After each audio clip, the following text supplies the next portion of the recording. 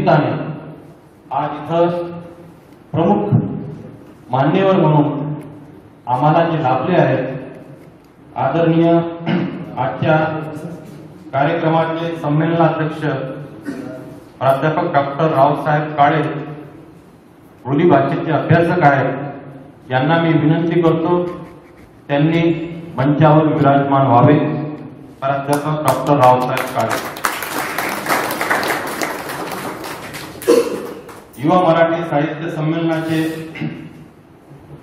स्वागताध्यक्ष डॉक्टर निलेश पाटील युवा राष्ट्र संघटनेचे व सृजन फाउंडेशनचे अध्यक्ष यांना विनंती करतो की त्यांनी मंचावर विराजमान व्हावे.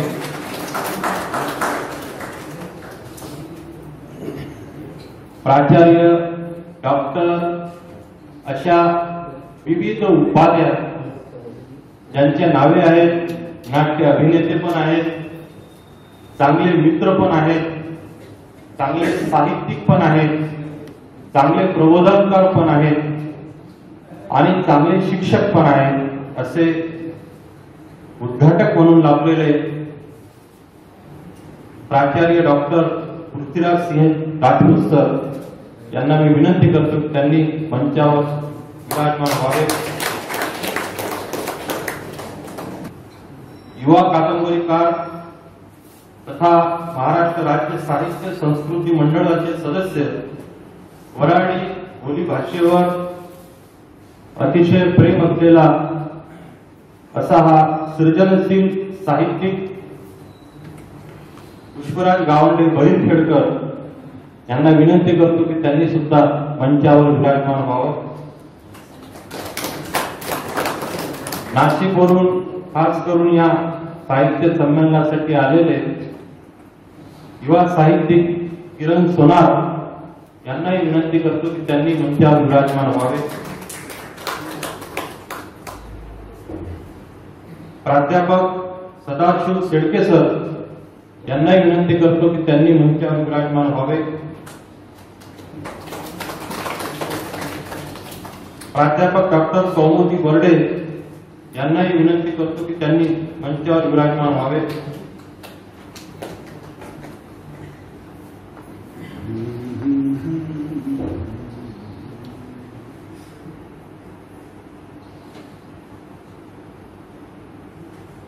अशोक राणे यांनाही विनंती आहे त्यांनी मंचावर विराजमान व्हावे. या साहित्य संमेलनाचे आयोजक संतोष इंगळे यांनाही विनंती करतो की त्यांनी मंचावर विराजमान व्हावे.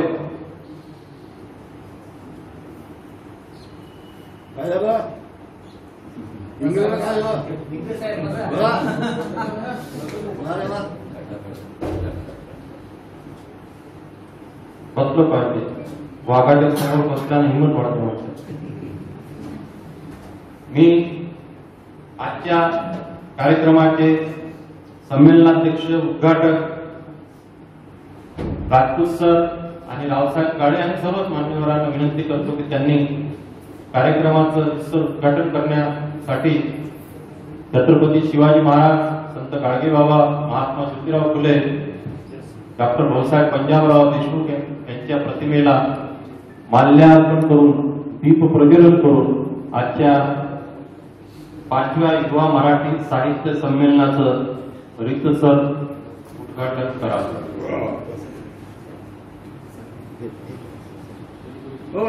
उद्घाटकाल काय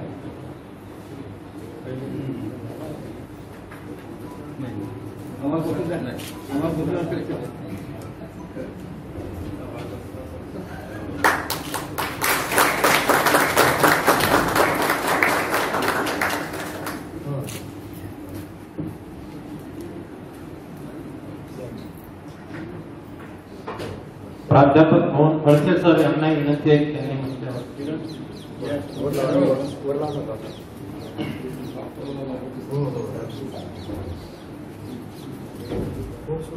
दीप से दीप जलाते चलो, प्रेम की गंगा बहाते चलो.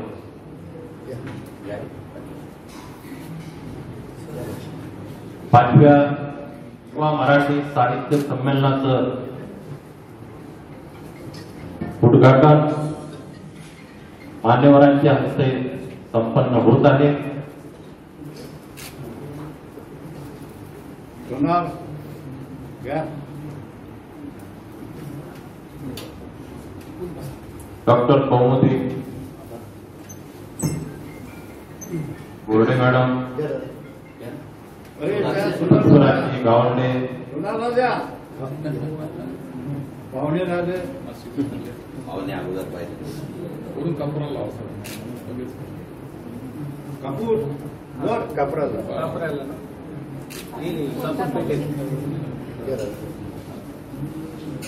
आता त्या गावाने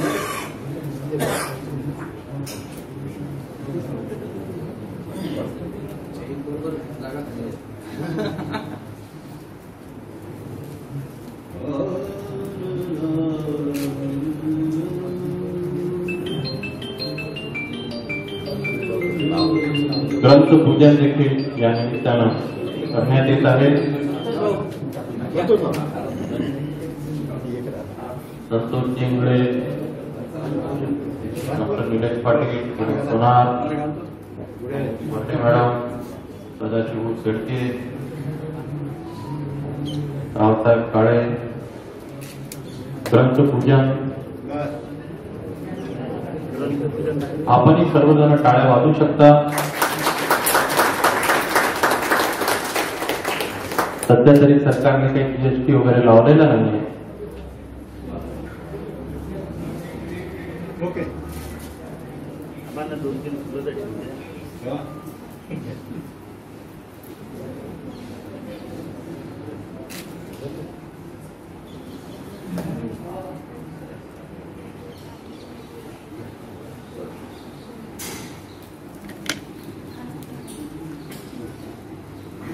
सर्व मान्यवरांना विनंती आहे की त्यांनी मंचावर विराजमान व्हावे. या कार्यक्रमासाठी खास करून प्रेक्षकामध्ये बसलेले दुःखकवी doctor Vitthal Wagh sir, doctor Rameshwar Bhuse sir, Khadse sir, Prashantji Gawande, सर्वच मोठी माणसं आहेत.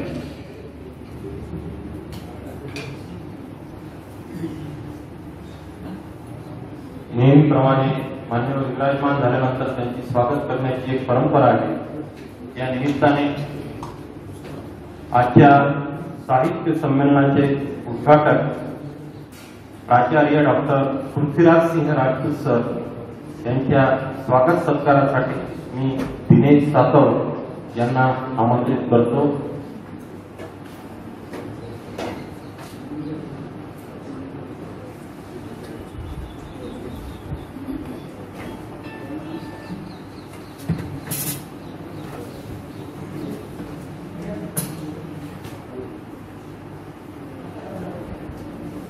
प्राचार्य डॉक्टर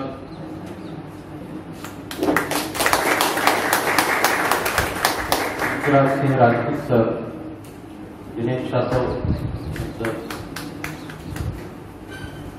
यानंतर आजच्या संमेलनाचे अध्यक्ष आदरणीय प्राध्यापक डॉक्टर रावसाहेब काळे सर यांचं स्वागत सत्कारासाठी मी आजच्या कार्यक्रमाचे आयोजक संतोष चिंगळे यांना आमंत्रित करतो.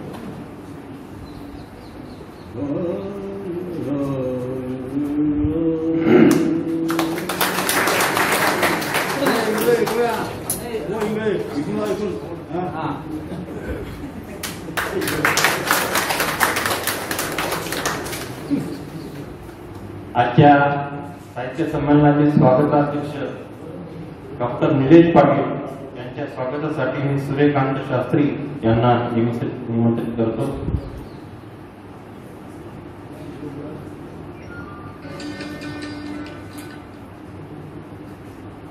शास्त्री इकडे वा, इकडे वा, इकडे वा. हा पाटील साहेब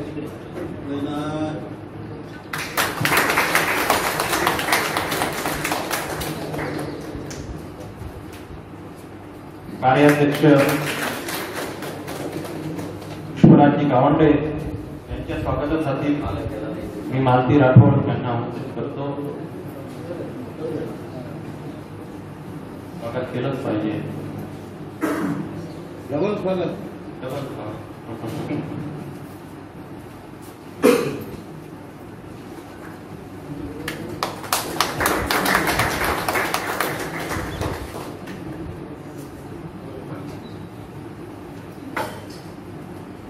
सदाशिव भाऊ शेळके यांच्या स्वागतासाठी मी निलेश कवळे यांना निमंत्रित करतो.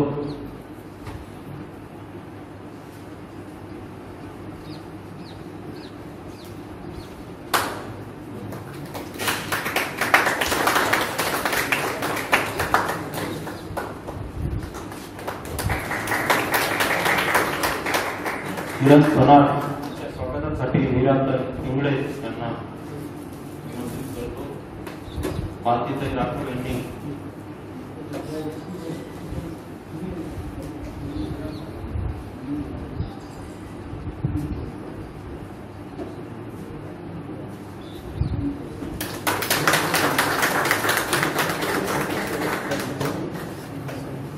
प्राध्यापक डॉक्टर कौमुदी बर्डे मॅडम यांच्या स्वागतासाठी सुद्धा मी मालती राठोड यांना निमंत्रित करतो. रावसाहेबांसोबत प्रचार करा.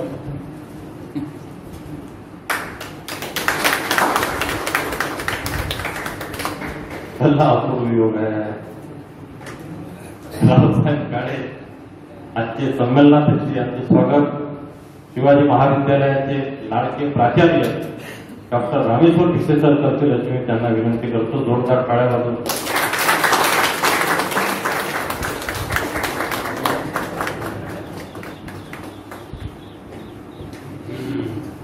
स्वागत करायची इच्छा आहे. चला पुढे चला. सर्वांना विनंती आहे आपल्या जागेवर विराजमान व्हावे. सृष्टी बहुउद्देशीय युवा संस्था आणि युवा साहित्य संमेलन या निमित्ताने लोकांचा सत्कार व्हावा, त्यांच्या प्रतिभेला कुठेतरी उजळणी व्हावी आणि एकमेकांच्या विचाराची आदान प्रदान व्हावी, हे निमित्ताचं सगळं कारण आहे. आणि त्या निमित्ताने पुन्हा फुल द्या. रावसाहेबांच्या बायकोवर बोला. मयुरी काळे. सौभाग्यवती मयुरीताई काळे आणि रावसाहेब काळे सोबत नवरा बायको उपस्थित राहतील आणि प्राध्यापक विठ्ठल वाघ सर हे त्यांचं स्वागत करतील. लक्ष्मी नारायणाचा तोडा ज्याला म्हणता येईल असा आहे.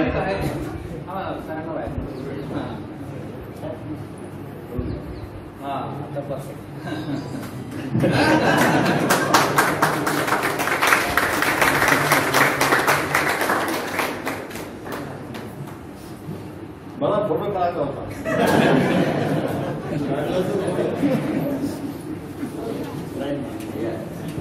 माफ करा मध्ये यायला नको, परंतु आजच्या युवा साहित्य संमेलनाचं उत्कृष्ट असं संचालन करणारे आमचे मार्गदर्शक मिश्रा सर यांचं स्वागत. कसं आहे ते काही त्याचं कामच आहे ते.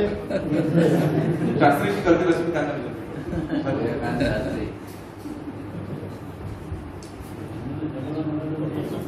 पवित्र माणसाच्या हस्ते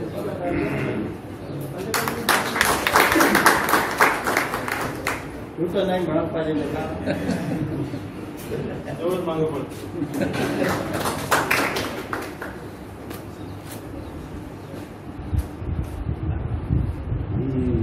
या निमित्तानं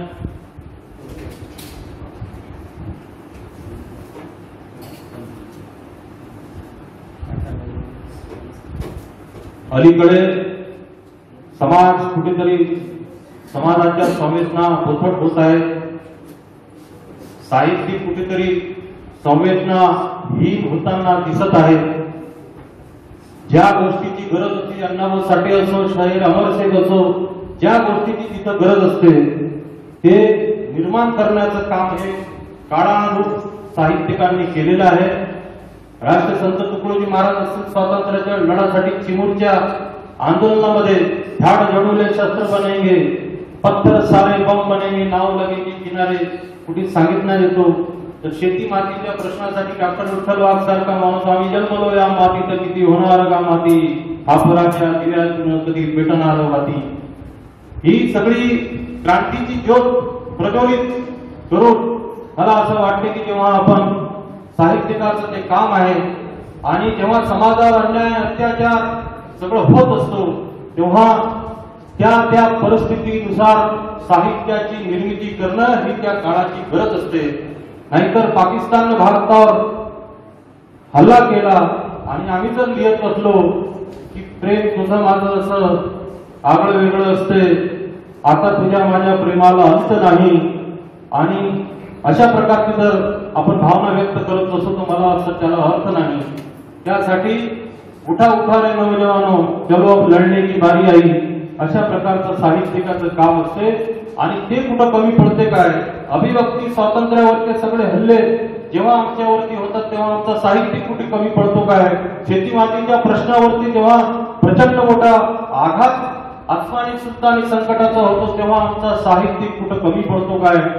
आणि समाजाच्या सगळ्या या भोवतालच्या परिस्थितीला अनुसरून आमची लेखणी कुठे कमी पडते काय? याचा सारासार विचार करण्यासाठी अशा साहित्य संमेलनाची गरज असते. आणि त्याचाच भाग म्हणून आज हे साहित्य संमेलन इथं होत आहे. आपण सर्वजण या साहित्य संमेलनाला उपस्थित आहात.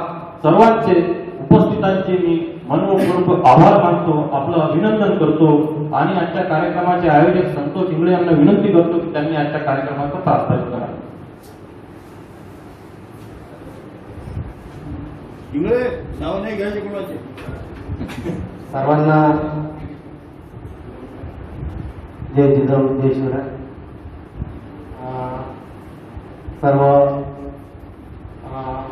स्वराज्याचे निर्माते छत्रपती शिवाजी महाराज, क्रांतीज्योती सावित्रीबाई फुले आणि सर्व समाज सुधारक आणि महापुरुषांना विनम्र अभिवादन करतो. आणि मंचावर उपस्थित असलेल्या सर्व पाहुण्यांचे मनपूर्वक स्वागत करतो. Very good. आजचे राज्यस्तरीय 5वे मराठी साहित्य संमेलन हे उशिरा म्हणजे घेत आहोत आम्ही. हे संमेलन आमचं जानेवारीमध्ये असते, पण कोरोनामुळे या संमेलनाला विलंब झाला आणि त्याच्यातही रात्री पावसानं आणि सकाळी पाऊस आला तर असं वाटलं की काहीतरी गडबड होते का. पण तरी आपण एवढ्या संख्येने इथे उपस्थित झालात त्याबद्दल आपले सर्वांचे मनपूर्वक स्वागत करतो. म्हणजे मनोहर संपूर्ण जय हिंद जय महाराज. आजच्या या कार्यक्रमाच्या निमित्तानं अतिशय चांगलं 2 शब्दात ज्याला म्हणता येईल त्याचं कौतुक पकडण्याचं काम संतोष इंगळे यांनी केलं. मी त्यांचे आभार मानतो. यानंतर आजच्या कार्यक्रमाचे स्वागताध्यक्ष डॉक्टर निलेश पाटील यांना विनंती करतो त्यांनी स्वागत कर 2 शब्द आपलं मनोगत व्यक्त करतो.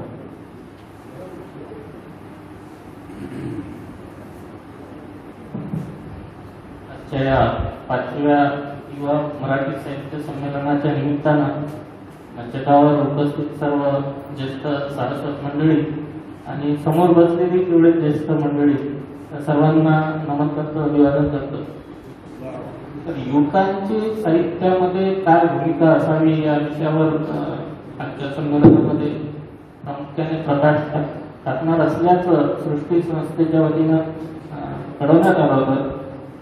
तर या निमित्तानं एक कविता सांगायची वाटते. जे आजची जी आपल्या समाजाची परिस्थिती आहे, जी देशाची परिस्थिती आहे, कवितेत म्हटलेलं मेरे समाज की हालत सही सही मत पूछ, मेरे समाज की हालत सही सही मत पूछ, कहाँ कहाँ से टूट गया आदमी मत पूछ, सुकून ढूंढ के आंखों में है बेशुमार सवाल, सुकून ढूंढ के आंखों में है बेशुमार सवाल, हसीन आरज़ू कहाँ खो गई मत पूछ, व्यवस्था के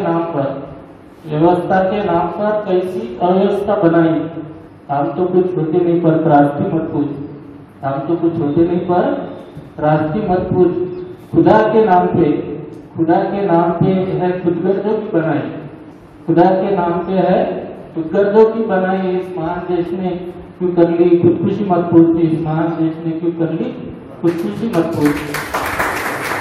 तर समाजाच्या राष्ट्राच्या एकंदर परिस्थितीच्या या चिंतनावर हे समाजामध्ये बोलू शकणारे, लिहू शकणारे, वेगवेगळ्या माध्यमातून व्यक्त होऊ शकणाऱ्या अशा युवकांचा हा छोटेखानी का होईना पण एक मेळावा या निमित्तानं इथं साकारतो आहे.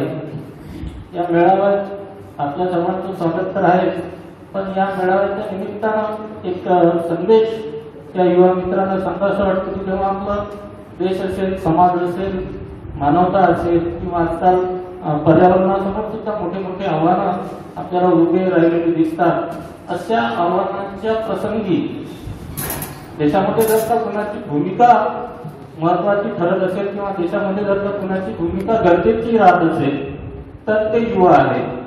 मग ते युवा जर का साहित्यिक असतील, त्यांना जर का बोलण्याचं, व्यक्त होण्याचं, लिहिण्याचं असं काहीतरी कौशल्य जर का त्यांना अंगीभूत असेल तर हा या देशासाठी, समाजासाठी, माणुसकीसाठी हा एक मोठं वरदान ही गोष्ट ठरू शकते. म्हणून युवकांसाठी, म्हणून लिहिणाऱ्या युवकांसाठी म्हणून काहीतरी संवाद व्हावा, काहीतरी परिचर्चा व्हावी, काहीतरी मंथन व्हावं, काहीतरी त्यातून त्या मंथनातून निघावं आणि एक दिशा घेऊन हे सर्व युवा साहित्यिक आपापल्या क्षेत्रामध्ये परत जावे आणि त्यातून काहीतरी समाज प्रबोधनाचा नवा मार्ग युवा पिढीला सापडावा आणि चित्र बदलण्याला मदत व्हावी या दृष्टीनं अशा संमेलनांचं आयोजन होत असते.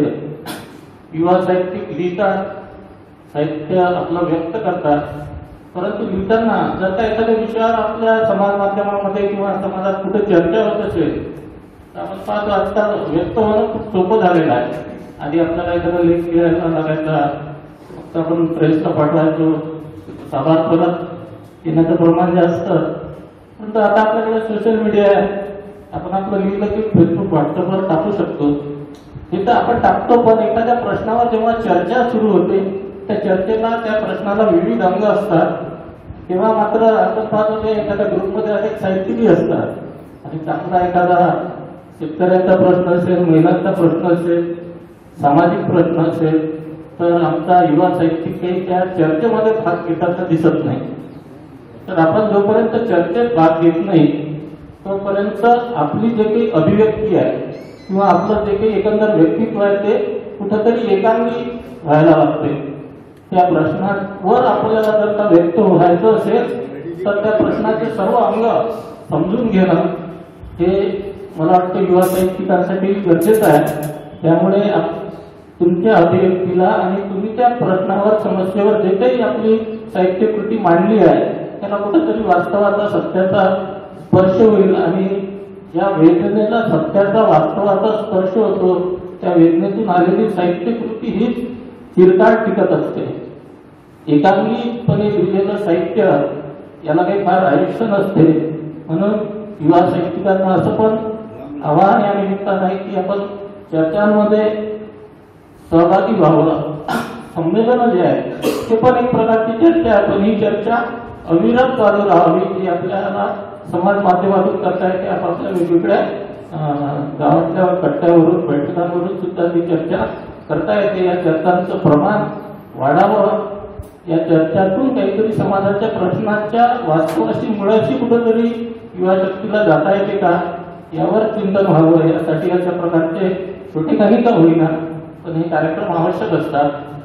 दुसरी एक गोष्ट मला या निमित्तानं युवक मित्रांना सांगायची वाटते की साहित्यातून आपण अभिव्यक्त तर होतो समस्यांविषयी, परंतु साहित्यिक एकाकडे म्हणतात की आम्हाला अभिव्यक्ती स्वातंत्र्य पाहिजे, सगळ्यांना अभिव्यक्ती स्वातंत्र्य पाहिजे. मग हे जे अभिव्यक्ती स्वातंत्र्य आहे किंवा जे स्वातंत्र्य आहे ते स्वातंत्र्य सर्जन शक्तीच्या सगळ्या घटकांना पाहिजे असते. मग साहित्यिक जसा सर्जक आहे तशा महिला सुद्धा सर्जक आहेत, तसे शेतकरी सुद्धा सर्जक आहेत. नवीन नवीन संकल्पना घेऊन येणारे वैज्ञानिक असतील, उद्योजक असतील, व्यावसायिक असतील, हे सुद्धा सर्जक आहे. मग आपल्याला स्वातंत्र्य पाहिजे तसं शेतकऱ्यालाही फक्त स्वातंत्र्य पाहिजे असते. एखादा कोंब जेव्हा आपण दाणा जमिनीमध्ये पेरतो आणि त्याचा अंकुर उगवते आणि त्या अंकुर उगवलेल्यावर जर आपण मोठा दगड ठेवलेला असेल तर आपण काय म्हणू, पहिले त्याला खतपाणी द्या म्हणू की दगड उचला म्हणू. तर पहिले आपली भूमिका ही असते की त्या कुंभावर जो दगड ठेवलेला तो पहिले काढावा. तर हे जे व्यक्त होण्याआधी स्वातंत्र्य ही जी संकल्पना आहे हे सर्व सर्जक शक्तींसाठी साहित्यिकांनी मागितली पाहिजे. मग ते शेतकरी असतील, महिला असतील, आणि एखाद्या समस्येवर व्यक्त होत असताना शेतकऱ्यांच्या समस्यांवर असेल, महिलांच्या समस्यावर असेल, उद्योजकांच्या समस्यावर असेल, विज्ञानाच्या समस्यावर असेल, व्यक्त होत असताना आपण त्या त्या घटकाच्या स्वातंत्र्यामध्ये बाधा तर आणत नाहीये ना, याचं कुठंतरी जबाबदारी युवा साहित्यिकांनी स्वीकारली पाहिजे. त्या निमित्तानं चर्चा झाल्या पाहिजे, त्या निमित्तानं चिंतन झालं पाहिजे. आणि त्यासाठी अशा प्रकारचे जे काही साहित्य संमेलन आहे, अशा प्रकारच्या ज्या काही चर्चा आहेत त्या अविरत होत राहाव्या, वेगवेगळ्या माध्यमातून होत राहाव्या. म्हणून या आयोजक मंडळीचं इथं मी आभार प्रकट करतो. मोठ्या संख्येनं काही मंडळी या संमेलनाला उपस्थित होत आहे, त्यांचं सुद्धा अभिनंदन करतो. आणि सर्वांच्या साहित्य यात्रेला शुभेच्छा देऊन माझे 2 शब्द थांबवतो.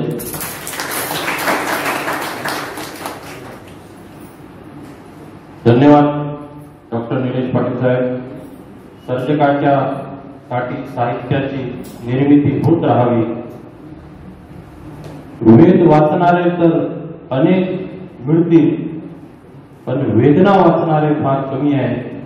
आणि ही वेदना समाजाच्यासाठी, सर्जकांच्यासाठी जर उपयोगात येत असेल तर त्या साहित्याला कुठेतरी अर्थ होतो. अशा प्रकारच्या त्या भावना निश्चितच प्रेरणादायी आहेत. यानंतर सदाशिव शेळके शुभेच्छापर 2 शब्द बोलतील. आजच्या या कार्यक्रमाचे अध्यक्ष सन्माननीय रावसाहेब, डॉक्टर पाटील साहेब, मंचकावर बसलेले माझे सगळे सहकारी, समोर बसलेले सन्माननीय वाघसाहेब, विशेषर आणि समोर बसलेले माझे दिग्गज मित्र. पाटील सरांनी जे सांगितलं 2 मिनिटातच मला असं वाटते की आजच्या काळात युवा लोक जे आहेत, युवा साहित्यिक जे आहेत, प्रेरणा असून, प्रतिभा असून सुद्धा आरसा निष्काळजीपणानं साहित्याचं लेखन करत नाही. जेव्हा मी या साहित्याच्या क्षेत्रात वावरतो तेव्हा मला असं जाणवतं की काही जणांच्या ठिकाणी प्रतिभा आहे पण ती व्यक्त करत नाही. युवकांनी अशा प्रकारच्या प्रतिभा त्यांच्यात जर असतील तर त्याचं प्रगतीकरण त्यांनी करायला पाहिजे. दुसरी गोष्ट, वाचन संस्कृती आज नामशेष होत आहे. मित्र, मोबाईलचा जमाना आहे, ठीक आहे, मोबाईलचा काळाप्रमाणे वापर करायला काही हरकत नाही. मोबाईल आता फायदाच आहे, त्याच्यावर बऱ्याच प्रकारचे पुस्तकं, प्रकारचं साहित्य आपण अपलोड करू शकतो, वापरू शकतो. पण आपला सगळा वेळ जो आहे शुभेच्छा देण्यात, गुड मॉर्निंग करण्यात, बाकीच्या गोष्टी ऐकण्यात, वाचण्यात, विनाकारण ज्या गोष्टी असतात त्यावरच आपला टाइम जाते. आपण तसं न करता आपण जर त्याचंही वाचन केलं मोबाईलवर काय होणार तर आपल्याला या जुन्या लोकांच्या साहित्याची आपल्याला आठवण सरांना सगळ्या ठिकाणी आहे त्यांच्यासमोर माझ्यासारख्यांनी काय बोलायचं.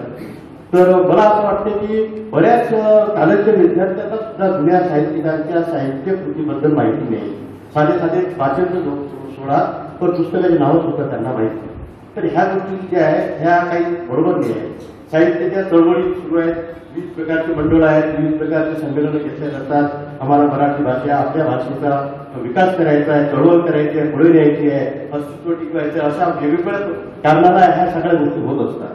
तर मित्र, ते साहित्य चळवळ एखाद्या भाषेचं संवर्धन करायचं म्हणजे काय करायचं आहे, आपण तसं करतो का, याचाही संमेलनाचे जे आयोजक असतील, जे साहित्यिक असतील, त्यांनी या ठिकाणी विचार करायला पाहिजे. नवोदित साहित्य जे आहेत त्यांना प्रोत्साहन पाहिजे असं भेटत नाही, असं एक माझं ऑब्झर्वेशन आहे. तुझं असेल कदाचित, पण मला असं वाटतं मी जरी साहित्याच्या क्षेत्रात जास्त ठिकाण करत नसेल तरी साहित्याचं आकलन मला थोडंफार या लोकांच्या सहवासात राहून मला वाटते आहे, मला होते थोडंफार. तर अशा प्रकारचं साहित्याची कृती निर्मिती असं काही नाही की 12 लोक, मोठे लोक साहित्याची निर्मिती करतात, लहान लोकही चांगल्या प्रकारचं साहित्य लिहू शकतात. विदेश थोडंसारखा मानव हे गजल चांगल्या प्रकारे लिहू शकतात. तुम्ही आपणही त्यांनी प्रयत्न करायला काही हरकत नाही. तर या ठिकाणी मी एवढंच सांगू इच्छितो की आपापल्या परीनं साहित्याची सेवा मनापासून करावी, त्यासाठी आळस निष्काळजीपणा बाजूला ठेवावा आणि साहित्य क्षेत्रात काम करणाऱ्या ज्या काही संस्था असतील, ज्या काही व्यक्ती असतील, त्यांनी सुद्धा खरोखर फक्त नावा पेपरबारीसाठी प्रसिद्धीसाठी ह्या हव्यास न करता मनापासून या चळवळीला जर प्रोत्साहन दिलं तर मराठी भाषा त्याला जे दिवस उज्ज्वल असतात म्हणजे आपल्याला काही फरक पडत नाही, तरी सुद्धा त्याला वैभव प्राप्त होईल, नवीन प्रकारची निर्मिती त्या ठिकाणी होईल आणि भाषेचं वैभव, भाषा चांगल्या प्रकारची अलंकृत होईल असं मला वाटते. या ठिकाणी मला बोलावलं, भाषणाची संधी दिली, त्याबद्दल आयोजकांचे आभार व्यक्त करतो आणि माझी वक्तव्य धन्यवाद शेट्टी सर. यानंतर प्राध्यापक कौमुदी बर्डे मॅडम या शुभेच्छा पण 2 शब्द बोलतील.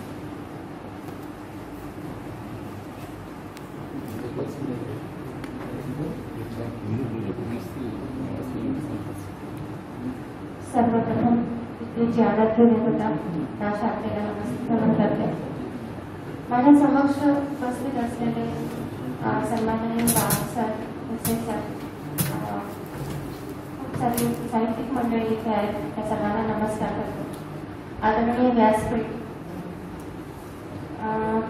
आज या ठिकाणी बोलून उभं राहून बोलण्याचं खरं तर म्हणजे माझ्याकरता ते खूप मोठं भाग्य आहे असं मला म्हणावं लागेल. कारण की माझा विषय आहे संगीत आणि त्यातून साहित्य संमेलनाच्या अतिथी स्वरूपात इथे उपस्थित राहायचं आणि आपल्यासारख्या विद्वजनांसमोर काही 2 शब्द बोलायचे हे खरोखर खूप कठीण काम आहे.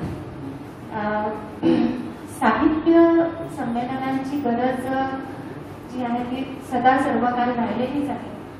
साहित्य हा समाजाचा दर्पण आहे असं आपण म्हणतो. प्रत्येक संशोधकांच्या करताच का होईना, संशोधकांकरताच नव्हे तर समाजाच्या सांस्कृतिक आरशाला स्वच्छ करण्याचं काम ही साहित्य संमेलनं करतात असं माझं ठाम मत आहे. आजच्या या निमित्ताने आयोजित केलेल्या साहित्य संमेलनाला मी माझ्या खूप खूप शुभेच्छा देते. इथे उपस्थित राहण्याकरता आणि मला हे स्थान देण्याकरता संतोष दादांचे खूप खूप आभार मानते, आयोजन समितीचे आभार मानते आणि या होणाऱ्या साहित्य संमेलनाला खूप शुभेच्छा देते. माझे 2 शब्द सांगते.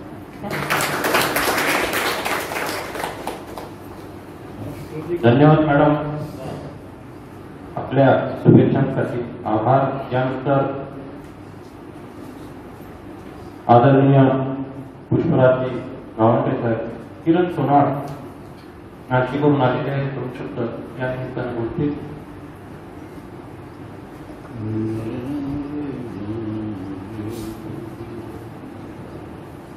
सर्वांना मनपूर्वक नमस्कार. युवा साहित्य संमेलन आहे आणि एक थोडासा युवा सारखा उत्साह दिसला पाहिजे म्हणून तुम्ही नाव पुकारताच मी इथे आलो आणि बोलण्यास उभा राहिलो. तर समोर कविवर्य विठ्ठल वाघ साहेब बसलेले आहेत आणि त्यांच्या समोर बोलणं म्हणजे ऍक्च्युली तसं पाहायला गेलं तरी ज्येष्ठ असले तरी मनाने अगदी आमच्यासारखे युवाच आहेत. आता तुम्ही बघितलं त्यांचं जे संतोष भाऊंना बोलवणं आणि बोलणं, त्याच्यातून मला असं उत्साह अजून आला.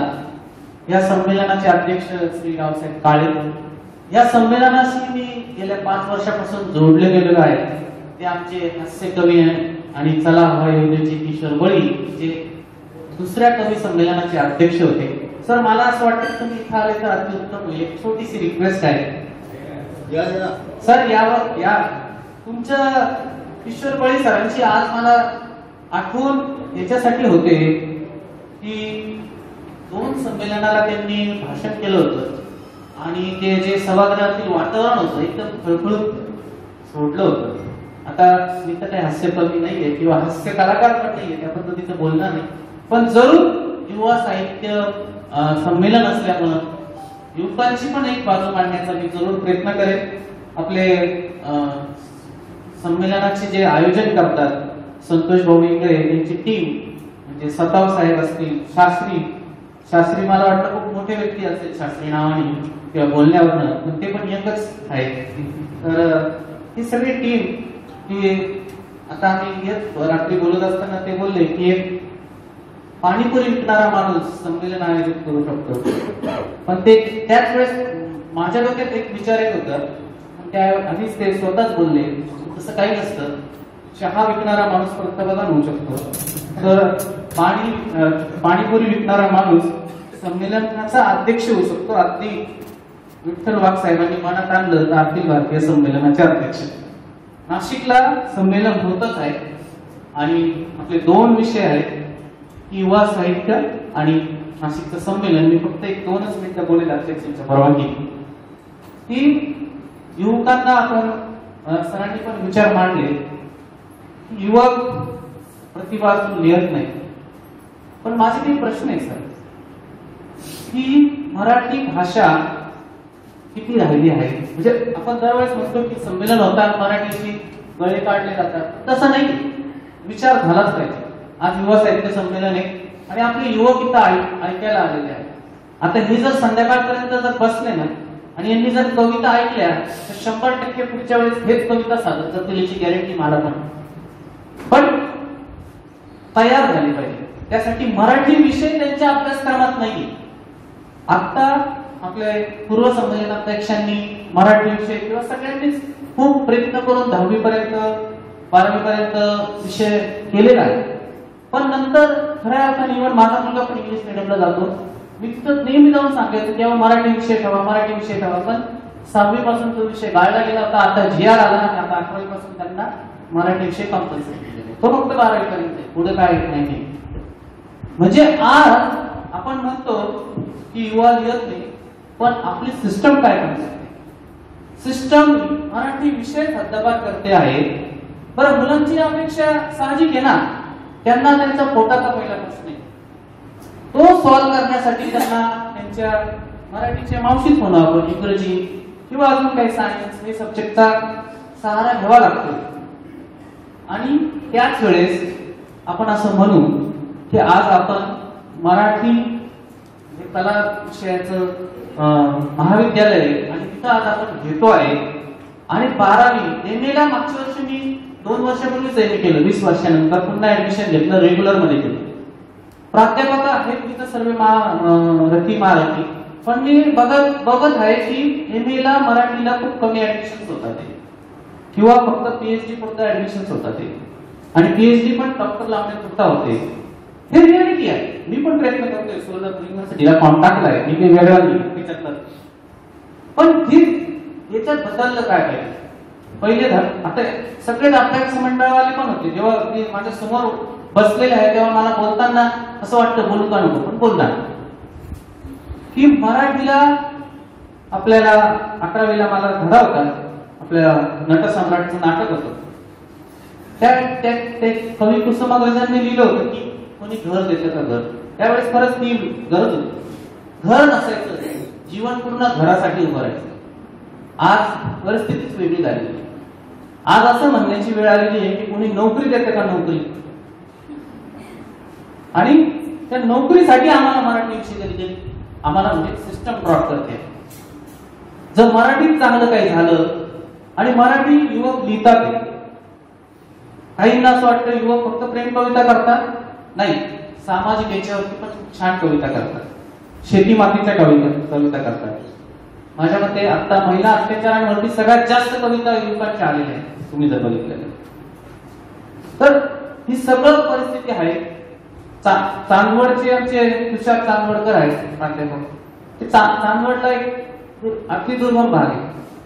ते आम्हाला म्हणतात की सर आमच्या गावातल्या मुलांचे लग्नच होत नाही, म्हणजे नोकरीच नाही तर लग्नच नाही. बायको देता का बायको, पहिली नोकरी देता का नोकरी, नंतर बायको देता का आणि घरचा तो विषयच सोडून द्या. आजकाल ते मोदींनी आणली की त्याच्यात भेटून देत. पण ही अशी परिस्थिती आहे. मराठी विषय शिकणारा माणूस ग्रामीण भागात सगळ्यात जास्त आहे आणि तोच माझ्या अंदाजे ही परिस्थिती मांडतोय आपल्या साहित्यात. पण तिकडे वरती शहरामध्ये बसलेली जी सिस्टम आहे ती कधीतरी हलवायला पाहिजे.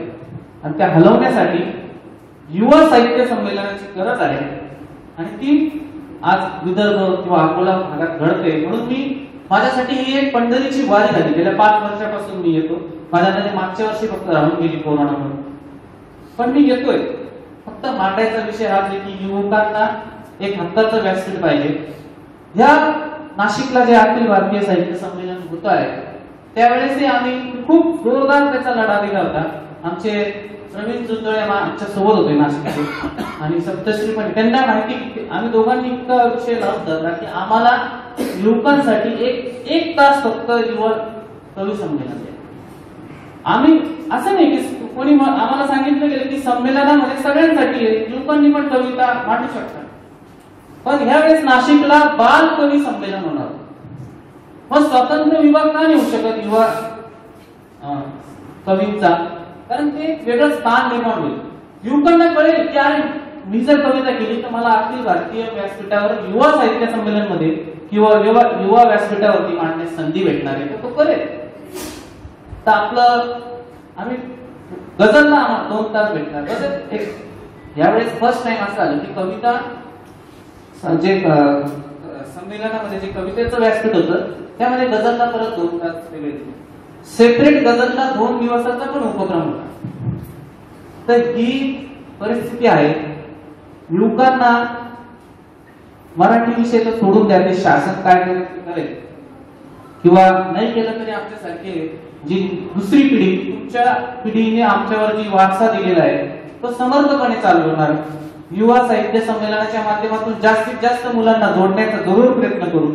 सरकार देईल तेव्हा देईल, पण ऍटलिस्ट एवढे साहित्यिक आहेत त्यांनी आपल्या जे अखिल भारतीय साहित्य संमेलन होतं त्यात युवा साहित्यासाठी एक कट्टा आणि असे संतोष इंगळे सारखे प्रत्येक शहरात एक जर कधी व्यक्तिमत्व जर कधी उभं राहिलं आणि त्यांनी जर युवा साहित्य संमेलन केलं तर खूप मोठी गोष्ट होईल. असंच मी पण प्रयत्न करणार आहे. असं नाही की मी फक्त बोलतो आहे.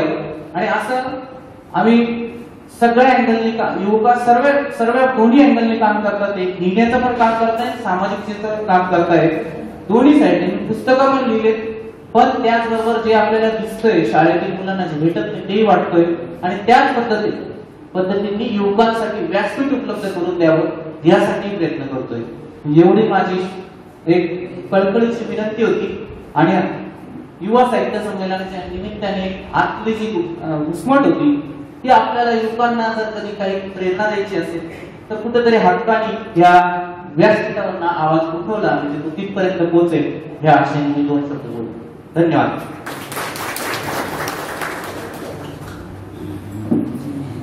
धन्यवाद किरणजी. मनातल्या सगळ्या भावना आपण व्यक्त केल्या. जेवढं मोठं असते तेवढं खोटं असते असं आमच्या गावात आम्ही ऐकलेलं आहे. त्याच्यामुळे मोठं साहित्य संमेलन झालं त्यानं मराठी भाषा वाचू शकत नाही. माझं असं म्हणणं आहे वस्ती तांडे गावात एका महिन्याने 2 महिन्याने एक साहित्य संमेलन झालं पाहिजे, त्यानंच मराठी भाषा वाचू शकते. माझं ठाम मत आहे. म्हणजे आपलं तर असं असतं ते अमेरिकेने साहित्य संमेलन, जपानने साहित्य संमेलन, काय गरज आहे? इकडे पाहिलं म्हणजे दुसऱ्याचं पाव आपण. आपलं म्हणजे परिस्थिती मोठी वाईट आहे आणि होऊ नये म्हणून वस्ती तांड्यावरती सगळी साहित्य संमेलन झाली पाहिजे. पायाला भिंगरी लागल्यागत विठ्ठल वाघ सर फिरले महाराष्ट्रभर, राजपूत सर असतील, या लोकांनी आता मग त्यांनी सांगितलं शंकर पुढे असं कोणी लोक पायागत भिंगरी लागल्यागत फिरले. गावागावात कवी संमेलन झाली, वस्ती तांड्यावरती कवी संमेलन झाली आणि तिथं कुठंतरी लोकांना त्याचा गंध यायला लागला. आणि मला तर अजूनही आवडते आमचं मुलगाव आहे अकोट तालुक्यातलं, अख्खं गाव कविप्रेमी आहे. एक कवी संमेलन तुमचं किंवा कवितेचा एक कार्यक्रम जरी झाला गाव बाया माणसासह येतात तशी काही यात्रा आहे. ही गोडी 100 वर्षापासून त्या गावामध्ये आहे. त्याच्यामुळे हे सगळं झालं पाहिजे. आणि ते 5-6 जण जमा झाले काय की अजून त्याच्यात आमच्या वापसाचा नंबर लागत नाही आणि त्यांचा जर नंबर लागला तर ते संमेलन होऊ शकत नाही कारण हे दुसरं सगळं ग्रुप पालटून टाकतील.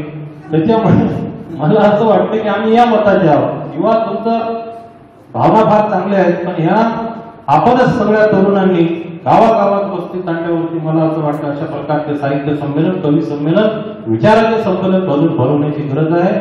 तीच मराठी भाषेचं संवर्धन करू शकते. आपल्या पुनश्च एकदा आभार मानतो आणि आमचे युवा कादंबरीकार मित्र पुष्पराजजी गावंडे साहेब यांना विनंती करतो की त्यांनी 2 शब्द बोलावे.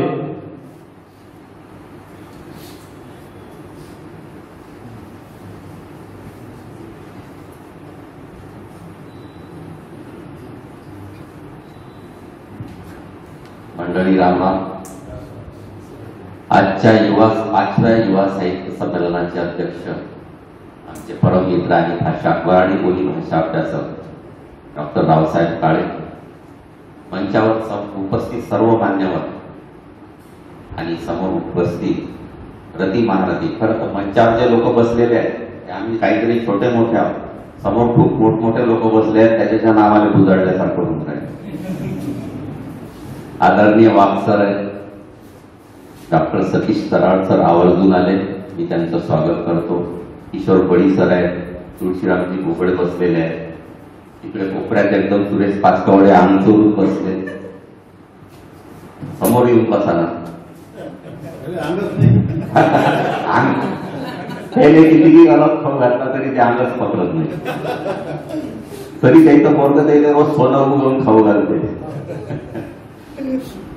अंकुर साहित्य संघाचे अध्यक्ष हिम्मतराव ठाळे,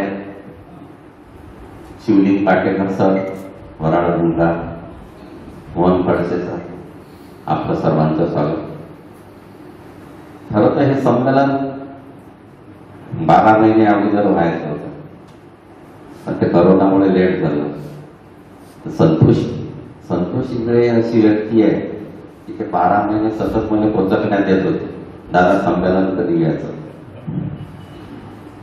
मी त्यांच्या दोन आवडत होतो, पण ते काही मला आवडत नव्हते.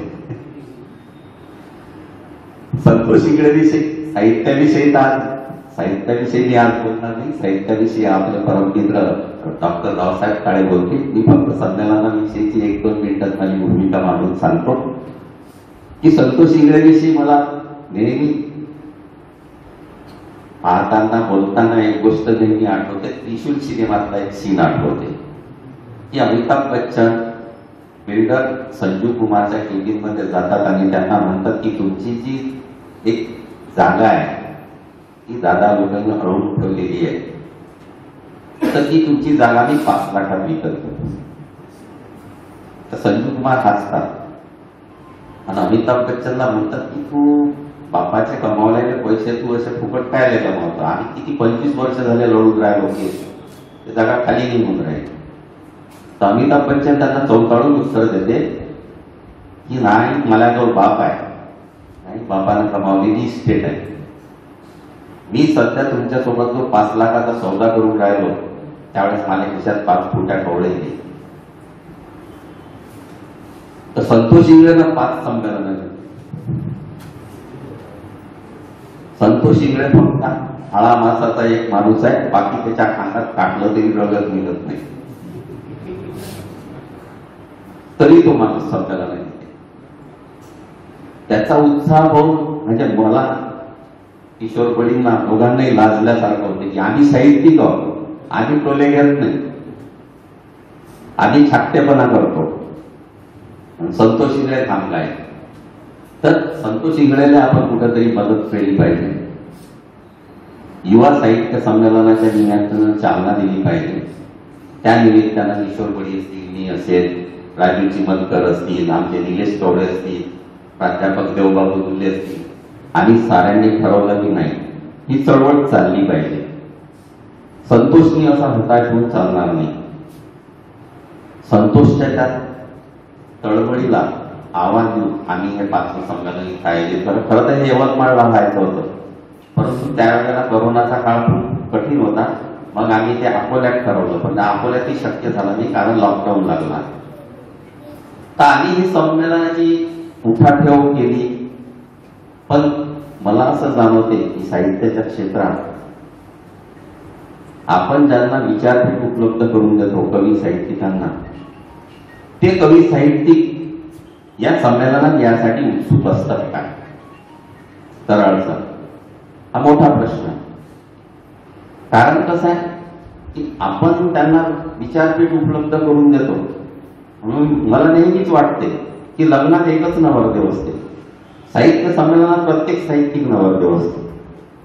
त्याचा आपण किती आठ काढायचा, किती जपायचे सर्वांची. त्यामुळे साहित्य संमेलन खूप कठीण गोष्ट होत चालली दिवसेंदिवस. मला असं वाटतं की साहित्यिकानं जर कार्यकर्त्यासारखं काम केलं, साहित्य संमेलन पार पाडलं तर सोपं होईल. परंतु प्रत्येक जण जर नवरदेव बनून आला तर मग संमेलन कोण होईल? संतोष शिंगडेसारखा एक माणूस कुठे टिकेल? तर सर्व साहित्यिकांना मिळून हे आपलं काम समजून घ्यायला पाहिजे. आणि साऱ्या गोष्टीचे सोंग येतात, पैशाचं सोंग येत नाही. संमेलनाला पैसा लागतेच, मदतीसाठी तरी रोजानं कोणीतरी सांगता येईल, पण पैसा तर कुठूनच येत नाही. तर साहित्याच्या क्षेत्रात जे लोक आहेत, साहित्यप्रेमी जे लोक आहेत, साहित्यासाठी जे काही व्यापारी उद्योगातले लोक आहेत, त्यांनी सरळ हाताने मदत करायला पाहिजे. परंतु मला असं दिसतं की भक्ती मार्गासाठी लोक पैसे देतात, मोठमोठे 5 स्टार भागवत होतात तिथं, परंतु संमेलन म्हटलं की लोक म्हणजे तिथे पाडतात. काय होते त्यानं, कविता म्हटल्यानं काय होते, कविता मॅटच असतात, त्यांच्या मॅटाईसाठी मुली पैसे देत बसतात. आता देवाच्या गोष्टी साऱ्या खोट्या असतात. देव काही यायला सांगायला आला नाही की मी असं असं करतो, मला असा असा भाव आहे, मला हे आवडते, दही आवडते, दूध आवडते. देव काहीच सांगत नाही, आम्हीच सांगतो देवाला काय काय आवडते, ते लोकांना आवडते. परंतु साहित्यिक जे सांगते ते लोकांचं दुखणं मांडते, शेतकऱ्याचे काबाळ कष्ट मांडते, तळागाळातल्या कामगारांच्या वेदना मांडते, त्या साहित्यिकाला लोक मॅट म्हणतात. त्याच्यासाठी लोक म्हणजे हात आखडता येतात. दुर्दैवानं शासनाकडूनही याच्यासाठी काही फार ठोस कार्यक्रम होतात असं वाटत नाही. आता मी नुकताच साहित्य संस्कृती मंडळात सदस्य म्हणून माझी नेमणूक झाली, या सरकारनं केली, मी त्यांचा आभार मानतो. आता साहित्य संस्कृती मंडळात काय करता येईल, मला अजून म्हणजे पहिली मीटिंग तर ऑनलाईनच झाली, मुंबईला जाण्याचा योग आला नाही.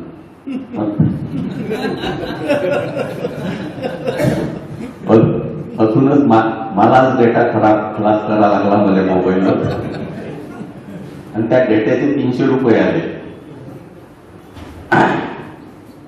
साहित्य संस्कृती मंडळामार्फत काय करता येईल, विदर्भातल्या लोकांसाठी काय करता येईल. खरं तर विदर्भातून आमची दोघांचीच नेमणूक झाली आहे. नागपूरमधून रवींद्र शोभणे आहे आणि अकोल्यातून मी आहे. उर्वरित 28 मेंबर हे महाराष्ट्राबाहेर म्हणजे विदर्भाबाहेरचे आहेत. तर साहित्य संस्कृती मंडळामार्फत सरकारमार्फत काय करता येईल तेही बघावं लागेल. आणि युवकांनी खास करून साहित्यात यावं, त्यासाठी काय करता येईल आपण तेही बघू. आज आमचे इथं आवर्जून आमचे बहिणीकडचे बंधू प्रशांत गावंडे आले, त्यांचेही मी स्वागत करतो. खूप हुशार व्यक्ती आहे आमच्या बैठखेडच्या मातीतली, जबरदस्त. काल संजय गावंड्यांशी बोलताना मला ते विचारत होते की बैठखेडच्या मातीतली 2-2 माणसं कसे काय तयार झाले. मी म्हटलं मी तयार झालो, प्रशांत गावंडेच तयार झाले. तर मंडळी, साहित्य संमेलन घेणं ही तारावरची कसरत आहे. मोठं कठीण काम आहे, लग्नापेक्षाही कठीण काम आहे, कार्यापेक्षाही कठीण काम आहे. संमेलन जर झाली नाही तर साहित्यिकाला उत्साह कसा येईल. आता आपण 1.5-2 वर्ष झाले बघतो की किती वर्गळ आलेली आहे. साहित्यातली कसं आहे की एकमेकांना भेटल्याशिवाय आपल्यात उत्साह जागृत होत नाही. आपण एकमेकांना भेटल्याशिवाय आपल्या वृत्ती जागृतच होत नाही. घरात बसून बसून साहित्य निर्माण होत नाही, फिरावं लागते, अवलोकन करावं लागते. आणि संमेलन जर झालं तर त्याच्यातून एक नवीन ऊर्जा प्राप्त होते. या हेतून आपण सर्व प्रयत्न करायला पाहिजे. सर्वांनी आपल्या तऱ्हेनं अर्थसहाय्य आणि मदत सर्व करायला पाहिजे असं मला वाटतं. या संमेलनाच्या निमित्तानं आम्ही सतत 1.5-2 वर्ष मेहनत घेतली संमेलनासाठी, परंतु म्हणजे लोकांचा ज्या पद्धतीनं सहभाग असायला हवा, सहकार्य असायला हवं ते भेटत नाही. हा याच्यातनं दुर्दैवाचा भाग आहे. परंतु असो, आपण प्रयत्न करत राहू, संमेलन शक्यतो घेण्याचा प्रयत्न करत राहू आणि त्यात जास्तीत जास्त लोकांना, साहित्यिकांना, रसिकांना कसं सहभागी करता येईल ते बघत राहू. मी आज आपलं सर्वांचं इथं स्वागत करतो आणि आमचे जे अध्यक्ष आहेत डॉक्टर रावसाहेब काळे यांना अध्यक्षीय भाषणासाठी वेळ मिळावा म्हणून माझे 2 शब्द इथं थांबवतो. धन्यवाद.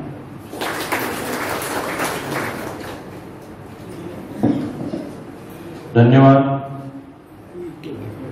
पुष्पराजजी साहित्य मंडळाचे सदस्य या नात्याने आपल्याला लवकरच मुंबई पाहायला भेटू अशा प्रकारची शुभेच्छा आम्ही देतो.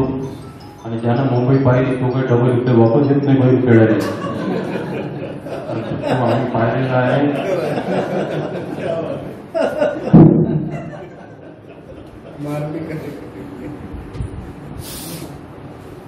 संस्कृती मंडळ पण संमेलनाला निधी देते. 50 लाख रुपये. नाही ते नाही असे ते का पण ती ईडीच्या चौकशीमुळे ती काही वाजायला सगळा कार्यक्रम.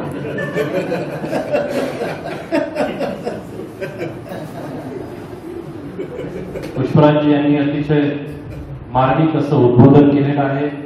यानंतर आपल्या शेवटची 2 भाषणं राहिलेली आहेत, परंतु त्याआधी छोटे मोठे आम्ही राहिलो ना प्रकाशन ते राहिलं प्रकाशन आणि वरती आवाज तुम्हाला शब्दसृष्टी राजपूतांना बोलो बस झालं. विशेष अंकाचं प्रकाशन आपण इथं करणार आहोत. हे प्रकाशन पृथ्वीसिंग राजपूत सर, रावसाहेब काळे सर आणि विशेष सर आणि वाघ सरांनी विनंती करतो की त्यांनी 5 मिनिटांसाठी फक्त मंचावर यावं, कारण फेसबुकवर फोटो काढावे लागतात.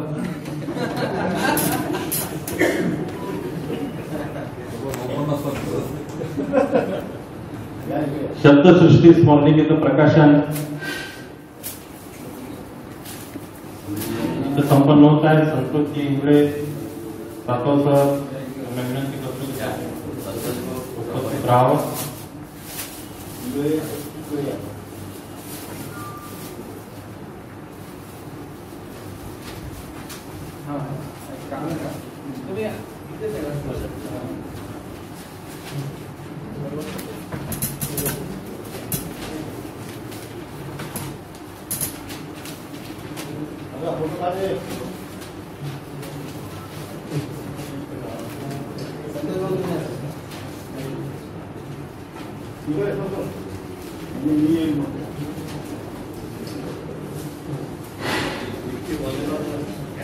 शब्दसृष्टी प्रकाशन झालेलं आहे. यानंतर मालती राठोड यांनी लिहिलेल्या हिंदोळा या शब्दसंग्रहाचं प्रकाशन संमेलनाचे अध्यक्ष डॉक्टर रावसाहेब काळे यांच्या शुभ हस्ते होणार आहे.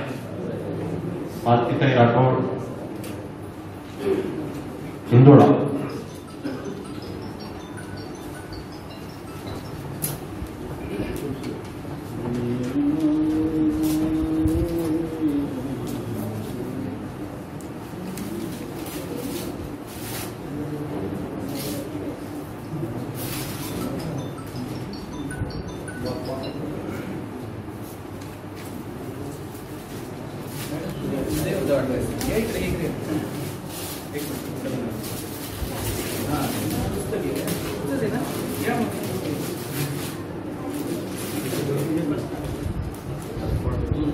भाई इकडे या समोर.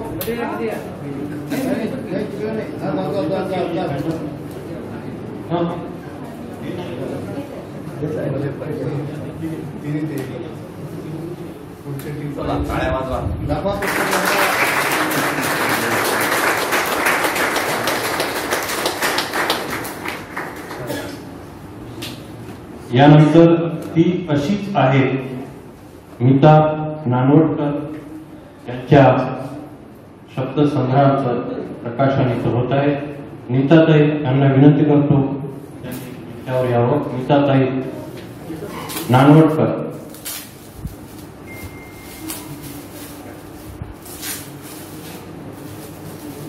इकडे या बाई. इकडे काय आहे बस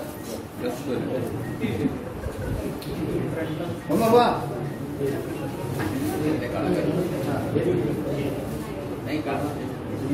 ही अशीच आहे.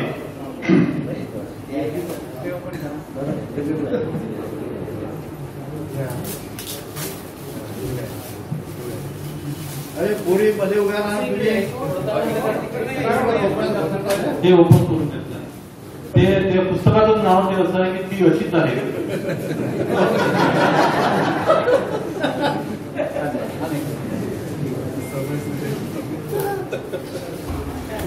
हे कॉल लावायला पाहिजे.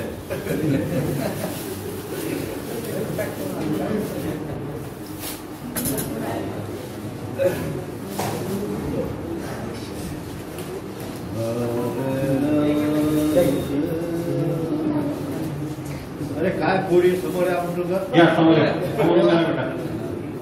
जोरदार टाळ्या वाजवून आपण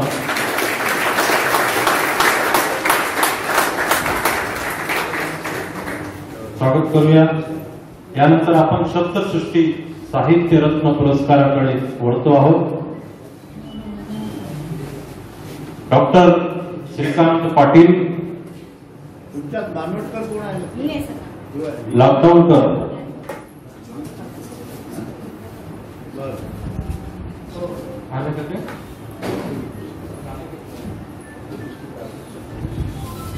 बुद्ध गौरवशाली मार्गदाता चित्रा भारत पगारे यांच्या पुस्तकाचं प्रकाशन इथं होत आहे. साहित्य संस्कृती मंडळाचे सदस्य पुष्पराजजी गावंडे यांच्या हस्ते बुद्ध गौरवशाली मार्गदाता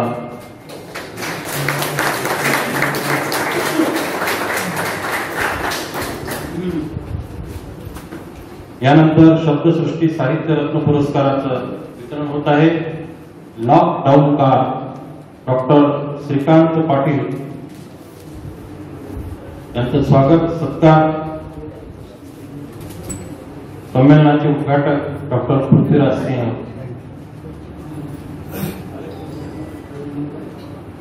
शिवाय doctor Shivajirao Shinde sir Kaivar.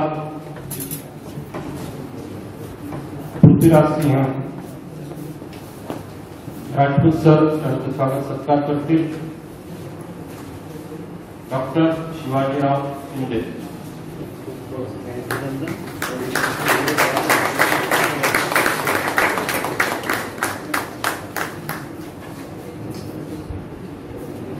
Doctor Smita Nikhil Datar यांना विनंती करतो. वायोलियन सिंग हे त्यांच्या पुस्तकासाठी त्या सिनेमा अभिनेत्री सुद्धा आहेत.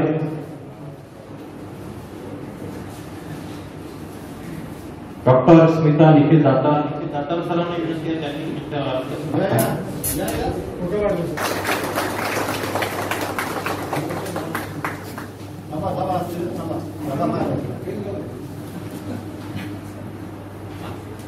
निखिल दातार आणि स्मिता दातार. नाव बरोबर आहे. आम्हाला फक्त मसाल्यावाले दातार माहित होते. साहित्याची दातार असतात त्याचा माहित पडलं. मसाल्यावाले दातार साहित्यासाठी जाणले होते. सप्तश्री माळी तांत्रिक. सप्तश्री माळी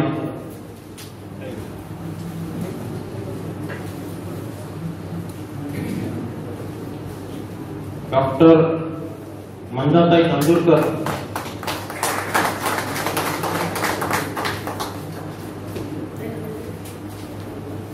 पुस्तकाचं नाव सांग. पुस्तकाचं नाव सांग. मातोश्री उमलाबाई देशमुख. Doctor Mandatai Nandurkar madam.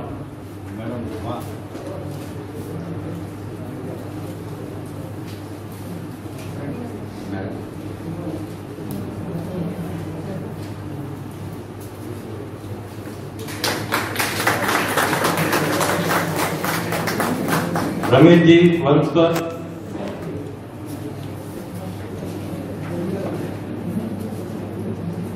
यानंतर आपण ओळखतो युथ आयकॉन पुरस्कारासाठी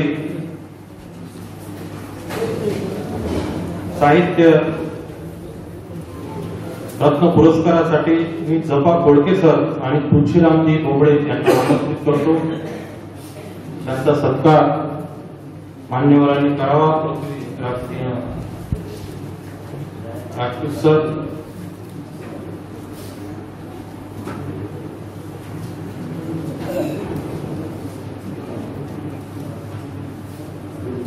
सुभेदार तानाजी मालुसरे या पुस्तकाचं लेखन आणि अनुवाद दोघांनी केलेलं आहे. अतिशय जुने जाणते असे कवी आहेत जपाक खोडके सर आणि तुळशीरामजी भोबळे.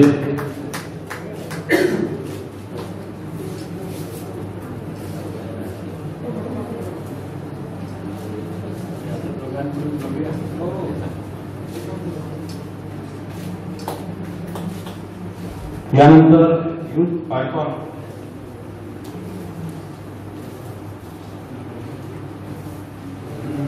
कृषी क्षेत्रासाठी ज्यांना विविध असे पुरस्कार मिळालेले आहेत ते गणेश नानोटे निंबारेचे इथे उपस्थित आहेत. त्यांना विनंती करतो की त्यांनी मंचावर उपस्थित राहून आपला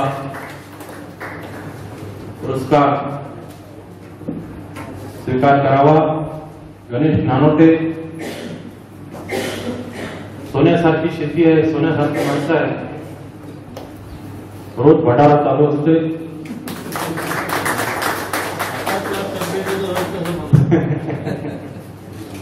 गणेशजी नानोटे. यानंतर साहित्य क्षेत्रात प्राध्यापक महादेवराव दुबे सर यांना विनंती करतो की त्यांनी आपला पुरस्कार स्वीकारावा.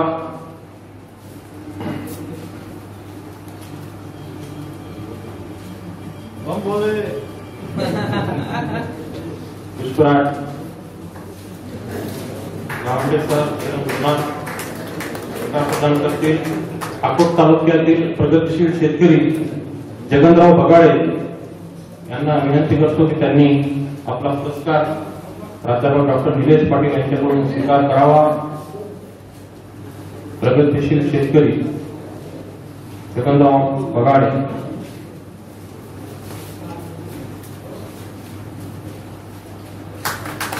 सामाजिक कार्यात उल्लेखनीय काम करणाऱ्या जागर फाउंडेशनचा सन्मान इथं करण्यात येत आहे. नंदकिशोर चिपळे यांना विनंती करतो की त्यांनी पुरस्कार स्वीकारावा. नंदकिशोर चिपळे.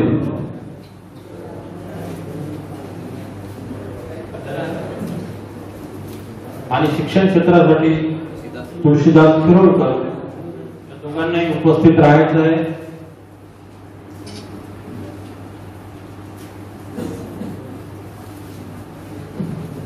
या लवकर भ्याचं कारण नाही.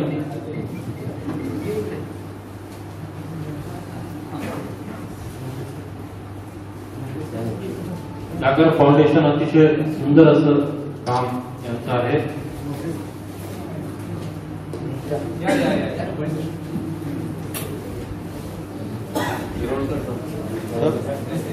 किशोर बडी यांना विनंती आहे त्यांनी पुरस्कार स्वीकारावा.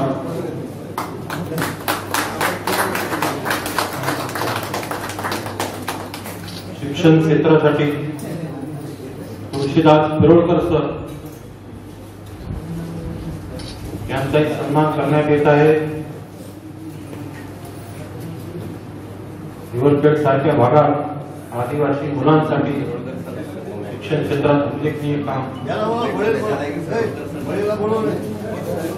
त्यांनी केलेलं आहे. किशोर बडी यांच्या हस्ते किरोळकर सरांचा सन्मान करण्यात येत आहे.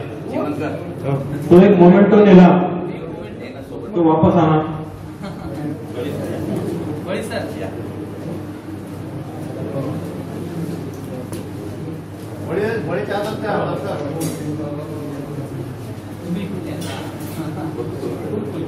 बळींच्या हाताने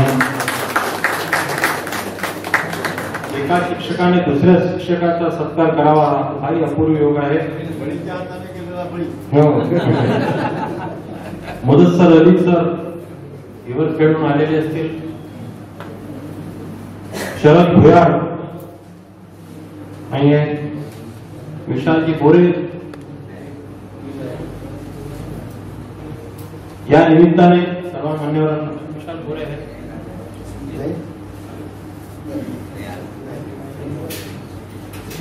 संदीप देशमुख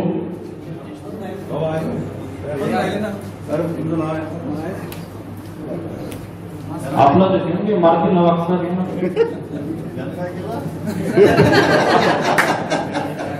काहीच नाही केलं त्याच्यासाठी पुरस्कार. साहित्य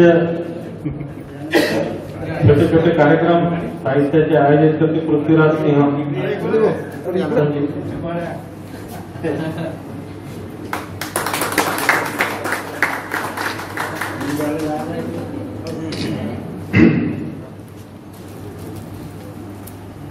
सर्वांना विनंती आहे मंचावर आसनस्थ व्हावं.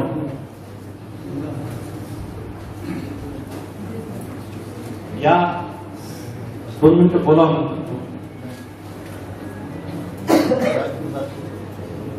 या 5व्या युवा मराठी साहित्य संमेलनामध्ये